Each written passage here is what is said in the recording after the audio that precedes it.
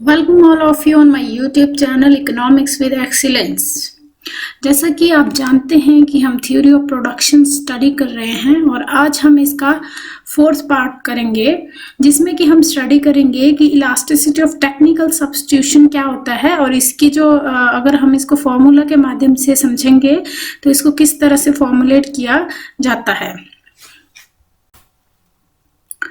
ये जो इलास्टिसिटी है जो कि टेक्निकल सब्स्टिट्यूशन बताती है, जो फैक्टर्स ऑफ प्रोडक्शन जो है वो एक प्रोड्यूसर के द्वारा किसी प्रोडक्शन प्रोसेस में लगाए जाते हैं, उसका जो है टेक्निकल सब्स्टिट्यूशन आज हम स्टडी करेंगे। और जो इसमें जो फैक्टर्स ऑफ प्रोडक्शन लिए गए हैं वो हैं लेबर एंड कैपिटल। तो हम लेबर एंड कैपिटल या फिर फैक्टर्स ऑफ प्रोडक्शन का जो है वो टेक्निकल सब्स्टिट्यूशन या फिर इलास्टिसिटी ऑफ टेक्निकल सब्स्टिट्यूशन आज स्टडी करेंगे। So elasticity of technical substitution between factors जो होता है वो जो है फैक्टर्स के बीच में जो है वो रिलेटिव चेंज होता है, या फिर जो फैक्टर की प्रोपोर्शन एक प्रोड्यूसर के द्वारा यूज की गई है किसी एक प्रोडक्शन प्रोसेस में, उसमें जब चेंजेस आता है तो इससे जो है वो margin rate of technical substitution formulate होता है, या फिर जो एक फैक्टर के स्थान पर जो दूसरा फैक्टर यूज किया गया है या फिर सब्स्टिट्यूट किया गया है, इसी को ही elasticity of technical substitution between factors कहते हैं। जो फैक्टर प्रोपोर्शन है इसमें वो है जब कोई जो प्रोड्यूसर है वो अपने प्रोडक्ट को प्रोड्यूस करने के लिए इनपुट यूज करता है। इनपुट मीन्स कि जो फैक्टर ऑफ प्रोडक्शन वो यूज करता है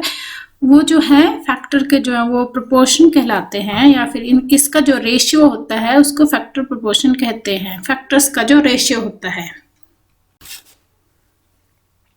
बेसिकली जो इलास्टिसिटी ऑफ टेक्निकल सब्स्टिट्यूशन है जो कि दो फैक्टर्स के बीच में पाई जाती है, या फिर जो भी एक प्रोड्यूसर ने अपनी प्रोडक्शन प्रोसेस को कंप्लीट करने के लिए फैक्टर्स को सिलेक्ट किया है, वो जो है वो वरी करती है कि जो फैक्टर की रेशियो है जो कि चेंज की जाती है किसी प्रोडक्शन प्रोसेस के अंतर्गत। चेंज मतलब इन द सेंस कि जो लेबर की जगह पर कैपिटल यूज की जाए या फिर कैपिटल की जगह पर जो है वो लेबर यूज की जाती है, इसको जो है टेक्निकल सब्स्टिट्यूशन कहा जाता है। या फिर ये जो है फैक्टर एक दूसरे से सब्स्टिट्यूट करते हैं, तो इसी से ही ये कॉन्सेप्ट जो है वो रिलेट करता है।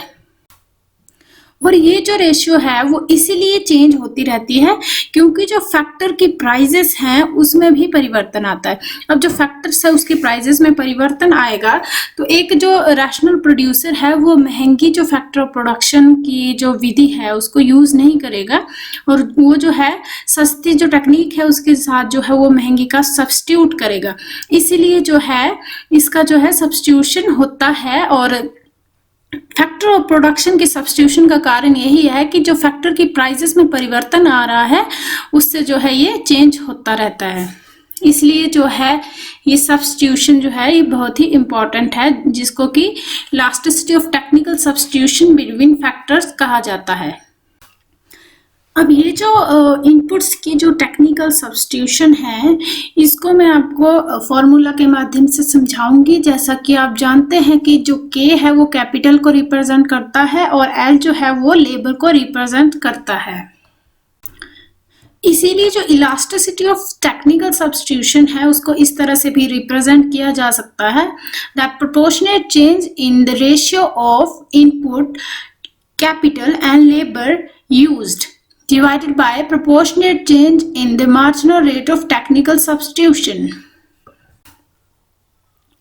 इसको जब हम फर्दर इवेलुएट करेंगे तो हम इसको लिख सकते हैं that elasticity of technical substitution is equal to proportionate change in the ratio of inputs। जो हमारी इनपुट है वो है कैपिटल एंड लेबर जो यूज की गई हैं किसी एक प्रोडक्शन प्रोसेस में, और इसको डिवाइड करेंगे proportionate change in the margin rate of technical substitution जो कि लेबर और कैपिटल के बीच में हुआ। अब इसके नेक्स्ट स्टेप में हम इसकी जो वैल्यूज हैं उसको पुट कर देंगे। तो इसमें हम इसको इस तरह से भी इवैल्यूएट कर सकते हैं कि जो प्रोपोर्शनेट चेंज है वो जो है लेबर और कैपिटल के बीच में हमें देखने को मिलता है, तो we can write as proportionate change in capital over labour. और इस पूरी की पूरी जो टर्म है इसको डिवाइड कर देंगे proportionate change in margin rate of technical substitution जो कि लेबर और कैपिटल का है। अब हम फर्दर इसकी जो इक्वेशन है उसको सॉल्व करेंगे। तो प्रोपोर्शनेट चेंज जो हुआ लेबर और कैपिटल का, उससे जो है हमारे पास जो वैल्यू आई, जैसे कि आप जानते हैं कि हम जो चेंज है उसको डेल्टा से रिप्रेजेंट करते हैं। सो इसकी जो नेक्स्ट स्टेप है उसमें हम राइट डाउन करेंगे दैट डेल्टा के डिवाइडेड बाय एल, एंड इसको डिवाइड करेंगे कैपिटल और लेबर की जो रेशियो है उससे, और इस पूरी की पूरी जो टर्म है इसको डिवाइड करेंगे change in marginal rate of technical substitution of labour and capital divided by marginal rate of technical substitution of labour and capital. इसको फर्दर सॉल्व करने पर हम पाएंगे कि जब लेबर और कैपिटल की रेशियो में परिवर्तन आने से जो margin rate of technical substitution of the labour में किस तरह से परिवर्तन आया, तो इसको हम रिप्रेजेंट कर सकते हैं that delta K over L divided by labour and capital ratio into margin rate of technical substitution of labour and capital, and उसको डिवाइड करेंगे delta margin rate of technical substitution of labour and capital.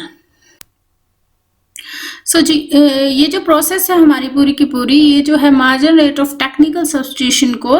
बताती है। अब हम इसी को जो है आगे डायग्राम के माध्यम से समझेंगे और इसको समझने में हमें बहुत आसानी होगी, क्योंकि जो किसी भी सिचुएशन की जो डायग्रामेटिकली प्रेजेंटेशन होती है वो हेल्प करती है उस चीज को अंडरस्टैंड करने में।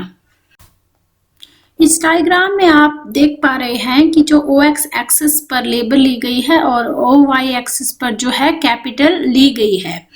और जो हमारा Q कर्व है वो जो है एक आइसोक्वांट है। अगर आप इसको आइसोक्वांट की जो टर्म है उसको समझना चाहते हैं तो आप मेरी पिछली वीडियोस में जा सकते हैं, मैंने वहां पर इसको बहुत अच्छे से एक्सप्लेन किया है। सो अब ये जो आइसोक्वांट है जो कि Q है,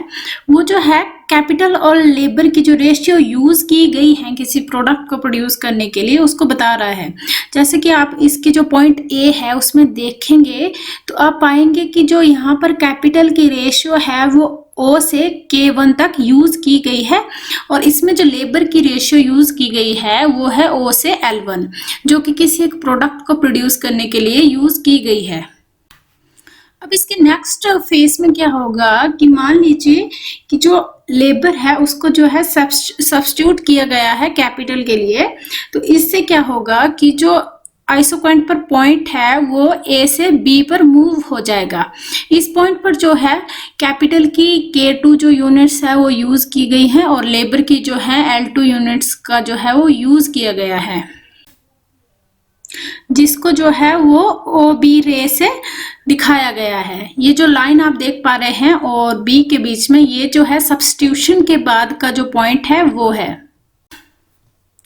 अब ये जो सब्स्टिट्यूशन की प्रोसेस है अगर वो फर्दर चलेगी तो इसमें क्या होगा कि जो कैपिटल है या फिर जो लेबर है, लेबर को जो है सब्स्टिट्यूट किया जाएगा कैपिटल के लिए, तो लेबर की जो यूनिट्स हैं वो बढ़ जाएंगी किसी प्रोडक्शन प्रोसेस में और कैपिटल की जो यूनिट्स हैं वो कम हो जाएंगी, क्योंकि लेबर को जो है वो सब्स्टिट्यूट किया गया है कैपिटल के लिए। तो इसमें OL3 पर जो है वो लेबर की यूनिट यूज की जाएगी और OK3 जो है वो कैपिटल की यूनिट यूज की जाएगी, जिस पर की जो सब्स्टिट्यूशन हुआ B से C पॉइंट पर, और ये जो C पॉइंट आपको आइसोक्वांट पे इंटरसेक्ट करता हुआ दिखाई दे रहा है, ये सब्स्टिट्यूशन का ही परिणाम है। इस डायग्राम में आपको टेंजेंट भी शो हो रहे होंगे। जो A पॉइंट पर टेंजेंट ड्रॉ किया गया है,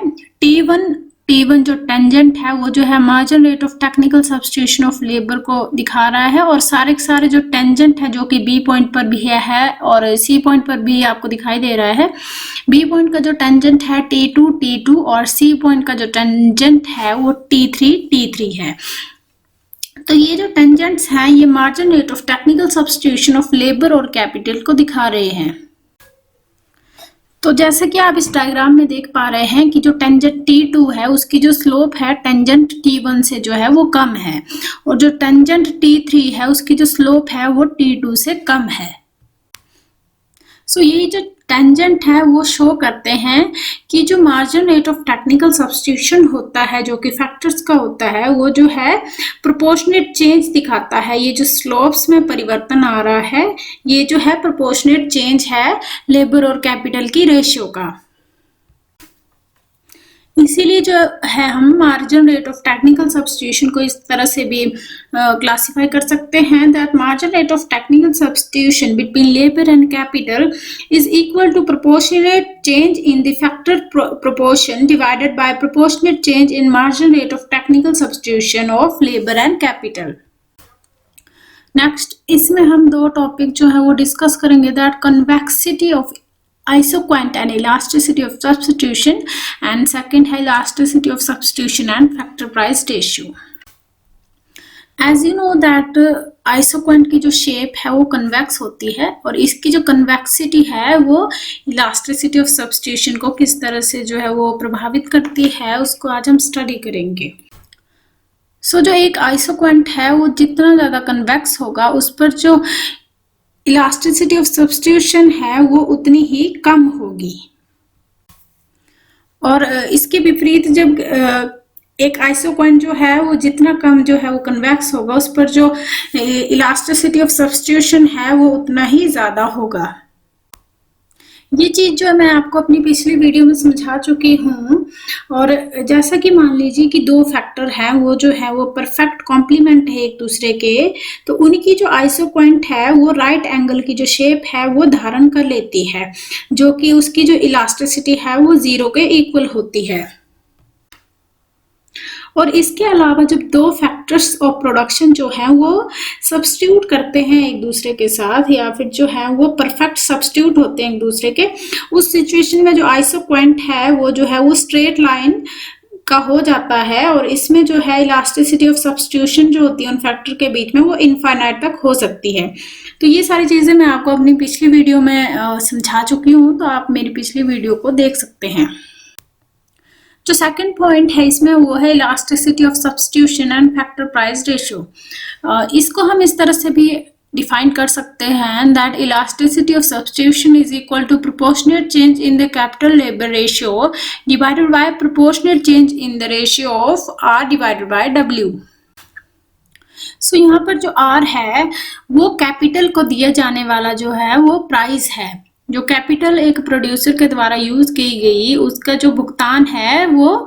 किया जाता है और उसी को जो है हम आर से रिप्रेजेंट करते हैं जो कि प्राइस है जो कि कैपिटल को दिया जाता है उसकी सर्विसेज के बदले में। और जो डब्ल्यू है वो जो है लेबर को दी जाने वाली वेजेस हैं। तो यदि हम इनको जो कैपिटल लेबर रेशियो और जो proportional change in ratio of R and W और इसको जो है हम एक दूसरे से डिवाइड कर देंगे तो हम इसमें elasticity of substitution and factor price की जो रेशियो है वो देखने को मिलेगी। तो आपका बहुत बहुत धन्यवाद मेरी वीडियो देखने के लिए। आई होप ये वीडियो आपको समझ आई होगी। तो मेरे चैनल को सब्सक्राइब करें और नई वीडियोस देखने के लिए बेल आइकन को हिट करें।